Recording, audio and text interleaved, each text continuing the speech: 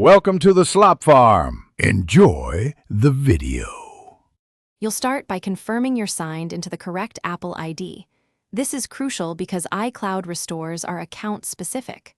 Once signed in, make a quick local backup of your current contact state so you can revert if needed. Then ensure Wi-Fi is connected and your device has enough battery or is charging. Otherwise, the sync can stall. Now open Settings and tap your name to access iCloud. This positions you to trigger the restore and verify which contact set you'll recover.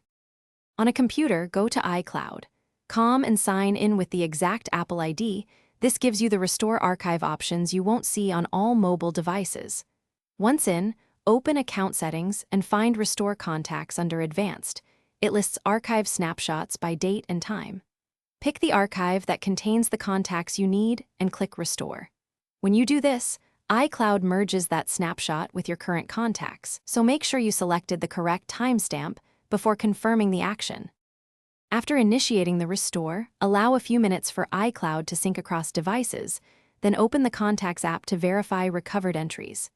If some contacts don't appear, toggle Contacts off in iCloud settings, choose to keep on device, then toggle back on to force a fresh sync. If that fails, reattempt the restore with a different archive date or use your device backup. One key troubleshooting tip: if sync stalls, sign out of iCloud and sign back in only as a last resort to reestablish sync. Thanks for watching. Consider subscribing if we helped you today.